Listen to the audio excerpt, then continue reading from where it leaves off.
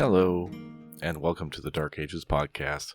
This is episode 40, the Vandal War. I have teased it long enough. It's time for the armies of the Eastern Empire to strike out into the west. Their target for this one was North Africa, but while it can be seen as the beginning of a program of restoration and reconquest, Justinian's war against the Vandals had much more prosaic origins. Before starting on that, though, I have to make a quick correction to my narrative of the Nika riots last time. I, by mistake, conflated Hypatius, the nephew of Anastasius, with his two brothers. One of these, Probus, is the one who professed his innocence to Justinian and escaped retribution in the riot's aftermath. The crowd actually went to his house first, planning to twist his arm into taking the purple, and when they found him, wisely, not at home, they burned the place down. Anastasius's other two nephews, Pompeius and Hypatius, seem to have been willing participants in the proceedings after all, and so Hypatius' execution seems maybe a little less harsh. My bad on that one. Sometimes the names get too much even for me. The Nika riots had left Justinian with a prestige problem. He had won domestic peace by the brutal suppression of the uprising, but had to win back respect for his rule if he wanted to accomplish all of his plans. With the end of the war in the Persian theater, he also had a clutch of young, ambitious generals who needed something to do. The conventional interpretation of events used to be that Justinian was preparing for war in Africa before the Persian peace was concluded, and I hinted at that possibility last time myself. More contemporary historical opinion doubts whether that was the case. Circumstances arranged themselves to provide Justinian with both the opportunity and the justification for war, and if they hadn't worked out just the way they did, I'm not sure that war in Africa would have ever even occurred to the emperor. The roots of the conflict lay in the domestic politics of the Vandal kingdom. We ended our checkup on the Vandal kingdom with the death of King Thrasimund in 523 to be succeeded by Hilderic, the son of Huneric, and the eldest surviving grandson of Belisarius, just as the Grey King would have wanted. It's very hard to describe the course of the Vandal War without simply paraphrasing Procopius' account page by page. Better writers than me have tried and failed. It's just that he is nearly the only source, and by far the most detailed and engaging source. I'll do my very best to bring in outside insights wherever possible. Let me now undermine that statement with my very next sentence. Procopius describes Hilderic as a gentle man, with an instinct towards peace. He delegated command of his military forces to his nephew Homer, and cultivated a relationship with the emperors Justin and then with Justinian, who were both happy to keep Vandal piracy from disrupting the maritime trade. None of those traits endeared him to the Vandal nobility. According to Roman sources, the Vandal elites had allowed generations of rich living to soften them, but their own self-perception was still as a warrior people. To be a noble was to be a warrior, and an unwarlike king didn't sit well with men like that. Hilderic also favored the Catholic faith of his mother, Licinia Eudoxia, which helped smooth relations with the emperors, but did nothing to reassure the Vandal nobility. Likewise, a visit to Constantinople, after which Hilderic recalled a clutch of exiled Catholic bishops, also went down poorly. Hilderic wasn't necessarily a doormat. For reasons that aren't entirely clear, he became paranoid about Amalafrida, Thrasimund's widow, and Theodoric the Great's sister, and around 527 had her imprisoned. He accused her of having revolutionary designs, and also purged the Gothic troops that had accompanied her. Amalafrida later died in prison. Hilderic claimed that it had been natural causes, which the Ostrogoths didn't buy for a minute, and this was around the time that Theodoric died, and power passed nominally to his grandson Athalaric, with his mother as regent. The Ostrogoths then weren't internally in a position to do anything to avenge Amalafrida, and even if they were, Vandal naval strength made any serious invasion unfeasible for them. Cassiodorus sent a strongly worded letter to Hilderic, but couldn't muster any threat greater than, quote, "We must leave you to the judgment of the divine majesty, which heard the blood of Abel crying from the ground." End quote. Hilderic did have some reason to be concerned about bad actors within his regime, and we don't know enough to say whether Amalafrida was a threat or not. One who definitely was a threat was the man who was next in line for the Vandal throne, Hilderic's cousin Gelimer. Under the terms of seniority, Gelimer would take over whenever Hilderic died, but as Procopius put it, quote, "He was a cunning fellow, and base at heart." End quote. Unwilling to wait for his inheritance, Gelimer orchestrated a coup. Hilderic was deposed and imprisoned along with his nephew and chief military commander Homer and the king's son Euagius, who was probably arrested for having too many vowels, and reversed Hilderic's tolerant stance toward the Catholic/Orthodox Church in the territories. Arian supremacy was back. One of the points Gelimer had made to the Vandal nobility as he was canvassing for support was that Hilderic was far too cozy with Justin and Justinian. He went so far as to suggest that Hilderic was lining up an imperial takeover of Africa by the empire, which had to be prevented at all costs.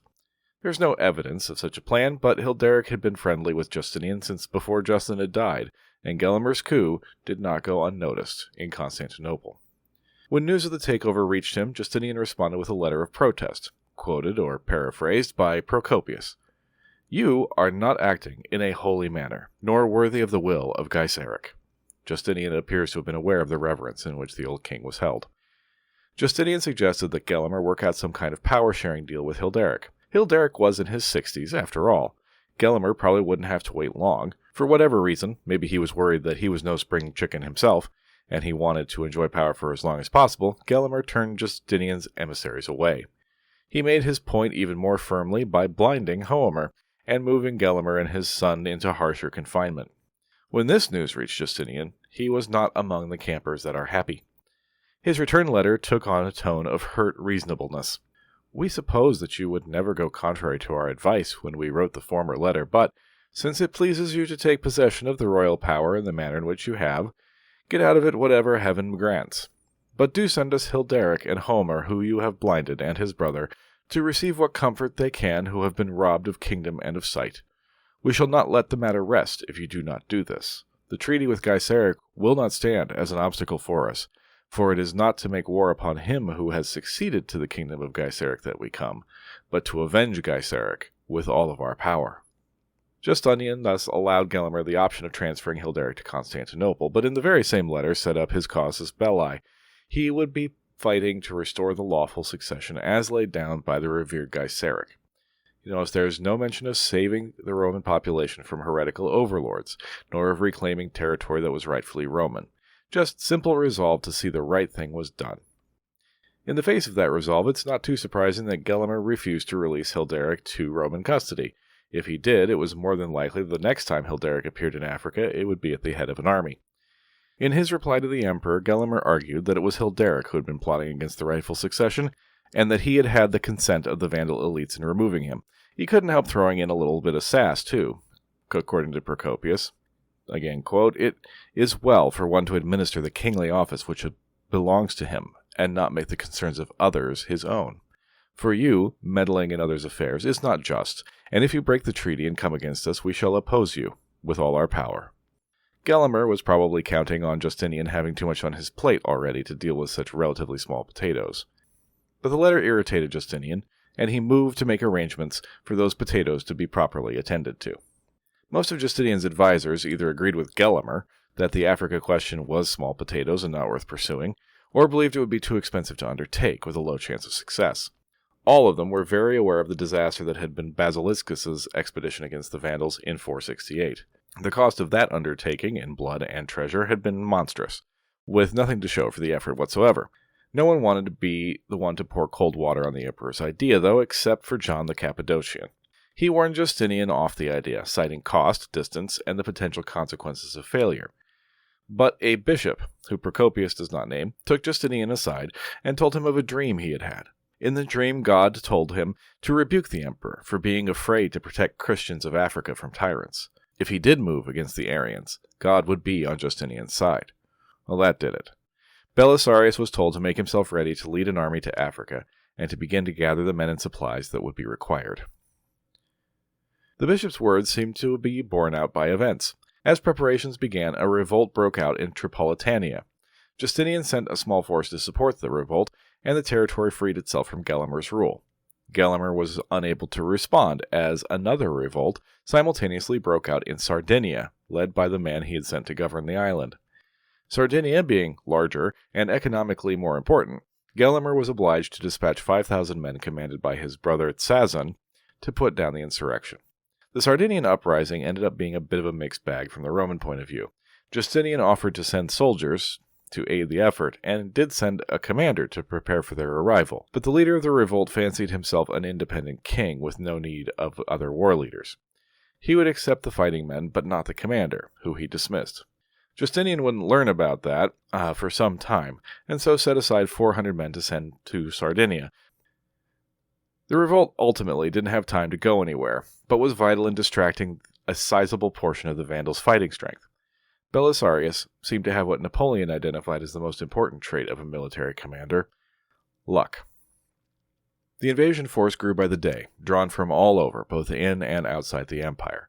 Procopius gives a detailed list of all the unit commanders, and I will not inflict that on you. There's already too many names in this episode. I will note that the army assembling at Constantinople included 10,000 foot soldiers and 5,000 cavalry, to be carried by an armada of 500 ships handled by 30,000 sailors. And those are just the transports. The fleet was escorted and protected by a squadron of another 92 warships, the fast and nimble Dromants, which I mentioned in the episode about the Battle of Cape Bon.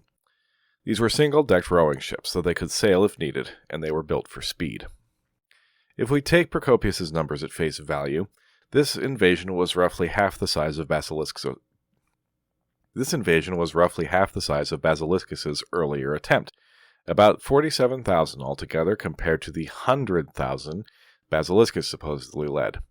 Oddly, while modern historians have serious doubts about that 100,000, I haven't seen a lot of pushback against the numbers for Justinian's invasions, probably because Procopius was actually present and involved in the work, and so would have had a fairly realistic sense of the operation's scale. Now seems like an excellent time to update our image of a Roman army. The heavy infantry legions of Julius Caesar had long ago been retired in favor of faster-moving armies with greater cavalry contingents. The Huns' invasions had forced further adaptations. In addition to just hiring Hun and other steppe mercenaries, Roman soldiers began to be trained in mounted archery. Procopius doesn't tell us what proportion of the Roman cavalry were mounted archers, but they were becoming increasingly common.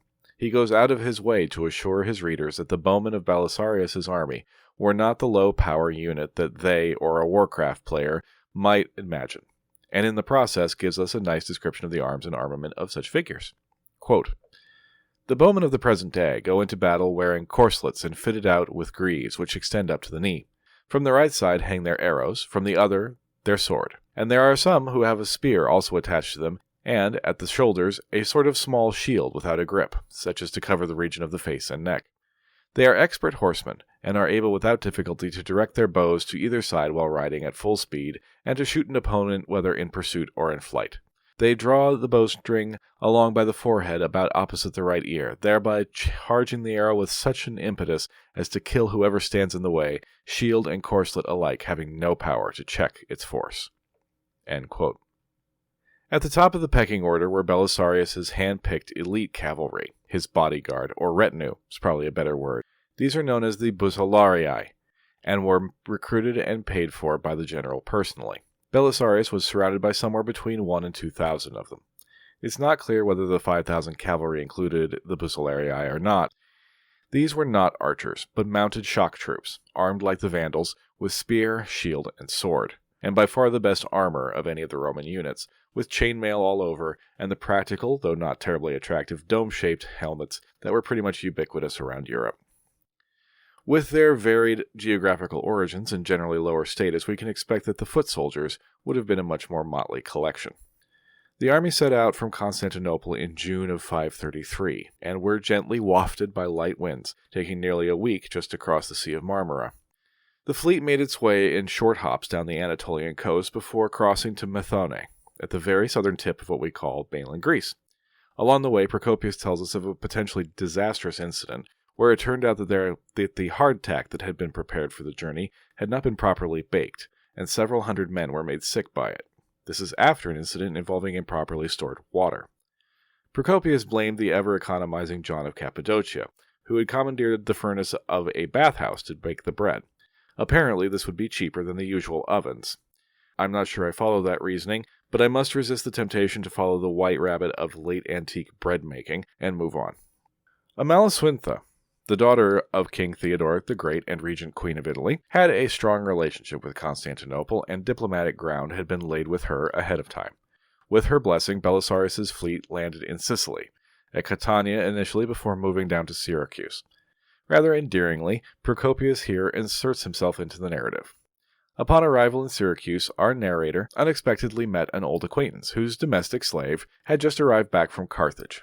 This man told Procopius about the departure of the Vandal army for Sardinia, and that no one among the Vandals was aware of the Eastern fleet's approach. How that could possibly be true is a little bit of a riddle to me. Almost 600 ships, not moving at exactly what you would call lightning speed, and it goes completely unreported to the Vandal king? Passing over that, Procopius obviously brought these two to meet Belisarius and tell it all to him. He was also able to say that Gelimer was staying in a town in Byzacena, a 4-day journey from any coast. If they moved quickly, the Romans could have more than enough time to set up a beachhead and organize themselves before the Vandals mustered a response. The initiative belonged to the Romans, and fortune favored Belisarius. So he shanghaied the slave as the fleet set sail. He was clearly a valuable source of intelligence, and Procopius was left to shout his apologies to his old friend from the ship's deck, and promised to return the slave as soon as possible. 2 days sailing and a stop at Malta brought them to the African coast. The fleet anchored off a promontory called Caput Vada, about halfway down the north-south section of Tunisia's coastline. This is where I plug the website, darkagespod.com, and the Instagram account, @darkagespod, because that's where I will put the maps. Caput Vada was about 5 days' travel from Carthage for a single traveler, but for an army of 15,000 it would take a bit longer. Some initial unpleasantness ensued when some foragers collected food from the locals, and that was, after all, the job description of a forager, but these weren't usual times, and General Belisarius made that clear. He had the soldiers whipped and made it clear that the local population was Roman. They were among their own people, here to liberate them from a foreign ruler, and so they would buy their food just like they would if they were at home. Belisarius was clearly thinking about hearts and minds. He was very aware of the divisions between Vandal and Roman African, and very aware that he had an advantage in the PR department. But he was also aware that that advantage could be lost very easily if his men abused the populace, or acted like just another conquering force.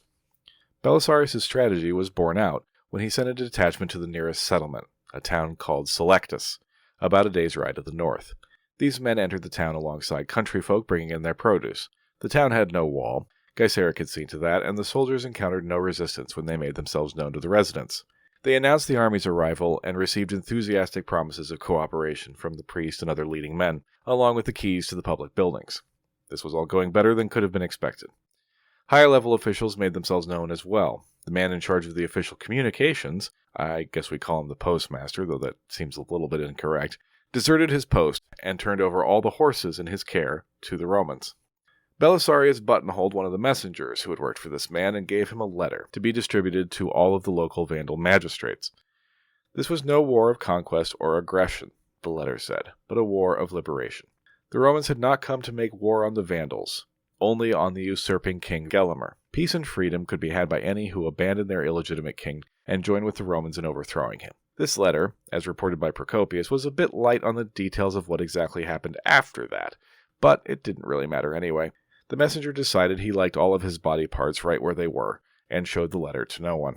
When the main body of the army arrived at Selectus, they behaved themselves as well as Belisarius could have wished, and the town opened up to him like a flower. The market was made available, and he could concentrate on arranging his armies for the march to Carthage. You'll have to forgive me, but I do need to go into some detail about the deployment of Belisarius' troops, because it will be important. A hand-picked force of 300 cavalrymen were sent ahead to scout the road, under the command of one John the Armenian, while on the left Belisarius placed his Hunnish cavalry to serve as a screen against any Vandal attack coming from the west.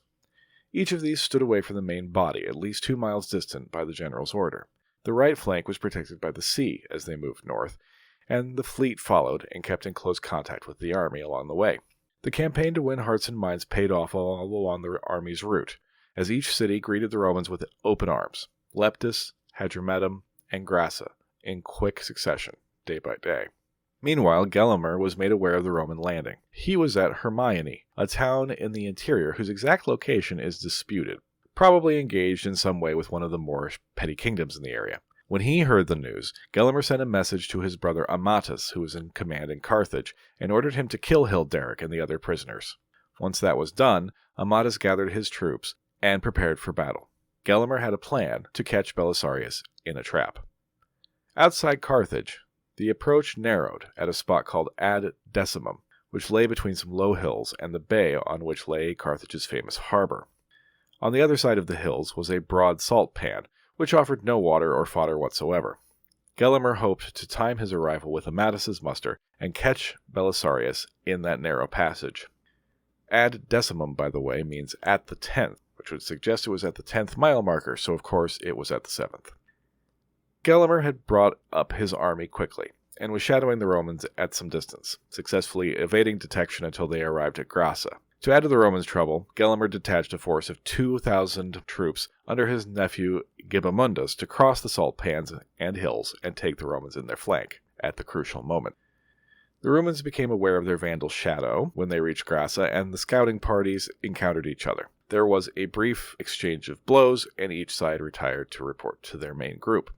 This news made the Roman soldiers nervous, and they became even more so as they lost contact with their naval force. They had to cross the foot of Cape Bon, while the fleet, of course, was obligated to sail around it. Belisarius gave orders that his navy was not to attempt to force the Carthaginian harbor, but rather stand off some distance and wait for his signal. All indications are that the Vandal army had remained entirely a cavalry force, as we heard in the confrontation with Cabayon, and were used to close combat with sword, spear, and shield.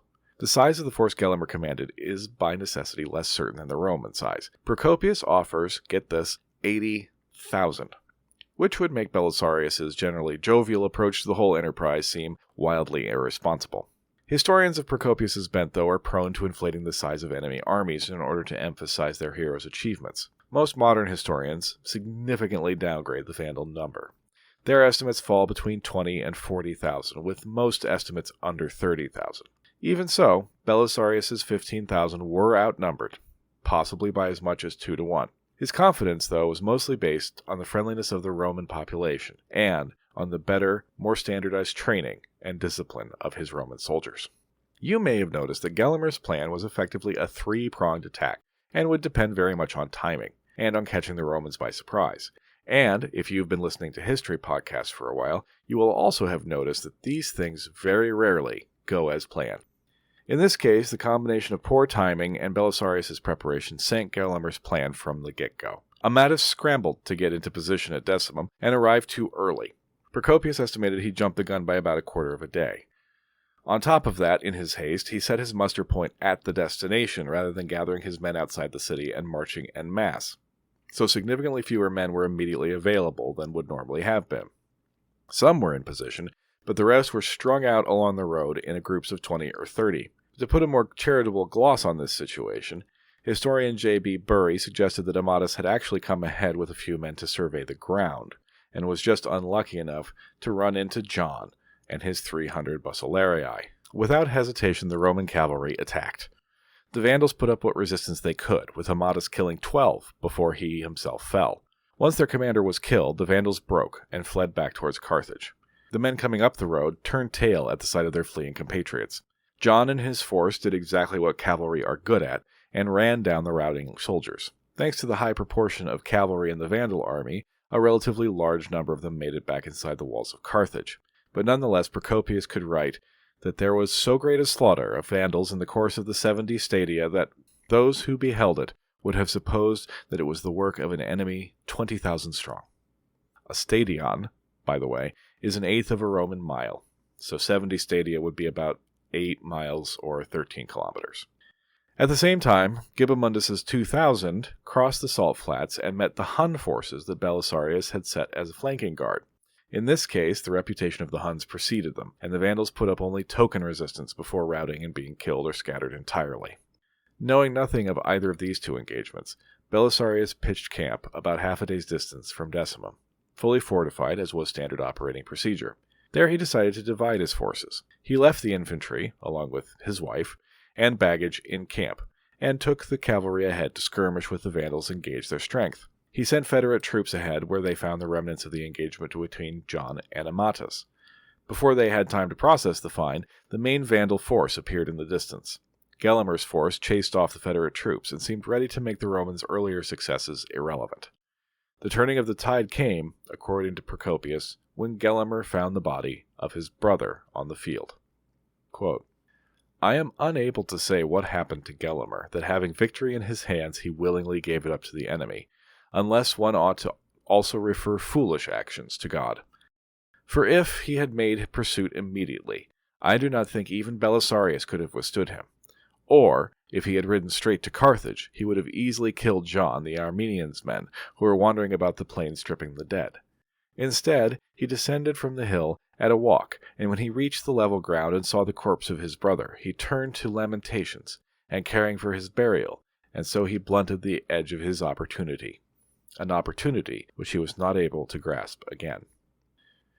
Belisarius rallied and rebuked the men who had fled, and after hearing what had happened, set off immediately with his full force of cavalry towards Gelimer's position. The Vandals had already lost their cohesion, and were driven off by the reinforced Roman cavalry charge. Fighting and pursuit continued until nightfall, and by the end most of the Vandals were either dead or fled westward toward Numidia, Gelimer himself having escaped with them. The battle seems to have been barely a battle at all. When the crunch time came, when main force met main force, Procopius barely describes it. The Vandals, having lost their edge through long years of wealth and relatively unchallenging fights with the Moors, were broken immediately when the Roman rubber met the road. It's hard to even credit the victory to Belisarius' tactical acumen. Procopius wonders that the two prelude encounters with John's scouts and the Huns' flanking guards came out so neatly in the Romans' favor, and credits this either to the workings of divine guidance or superhuman foresight on the part of his general. But really, though, Procopius is only revealing his civilian education and lack of real military experience, since under the circumstances that arrangement of outriders was utterly standard.